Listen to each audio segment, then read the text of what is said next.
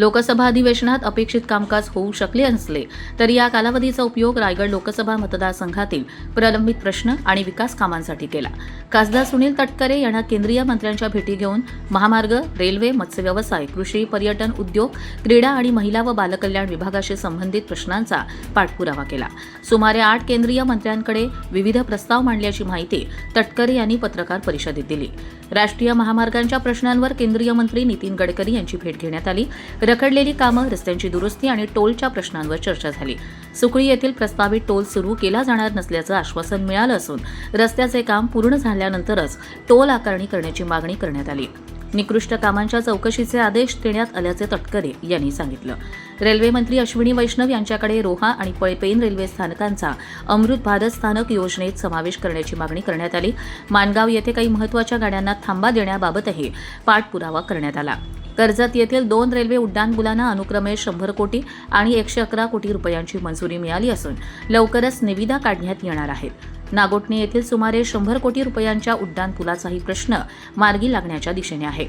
मत्स्य व्यवसायाच्या प्रश्नांसाठी केंद्रीय मंत्र्यांची भेट घेण्यात आली। प्रधानमंत्री मत्स्य संपदा योजना, मत्स्य किसान समृद्धी योजना, फिशरीज इन्फ्रास्ट्रक्चर डेव्हलपमेंट फंड आणि मच्छीमारांसाठी किसान क्रेडिट कार्डचा लाभ रायगडमधील मच्छीमारांना मिळावा यासाठी प्रस्ताव पाठवण्याची मागणी करण्यात आली। उद्योगांच्या विस्ताराबाबतही तटकरे यांनी महत्त्वाची भूमिका मांडली।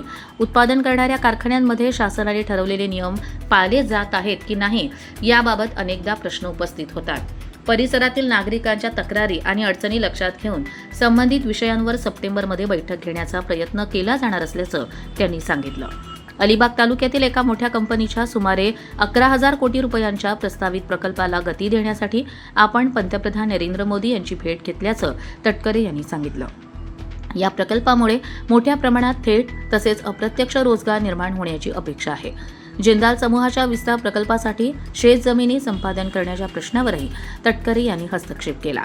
MIDC मार्फत जमीन संपादित करण्याऐवजी कंपनीने थेट शेतकऱ्यांकडून जमीन खरेदी करावी अशी भूमिका त्यांनी समूहाचे प्रमुख सज्जन जिंदाल यांच्यासमोर मांडली। त्यानुसार कंपनीने थेट जमीन खरेदी केली असून शेतकऱ्यांना अपेक्षित दर मिळाल्याचं त्यांनी सांगितलंय। ज्यांची जमीन प्रकल्पासाठी घेतली आहे त्यांच्या कुटुंबातील एका व्यक्तीला रोजगार देण्याची हमीही यावेळी देण्यात आली। रिलायन्स समूहाच्या विस्ताराबाबतही तटकरे यांनी पूर्वीपासून पाठपुरावा केल्याचं सांगितलं जातंय। प्रकल्पग्रस्तांना रोजगार मिळावा यासाठी यापूर्वी बैठक घेण्यात आली होती।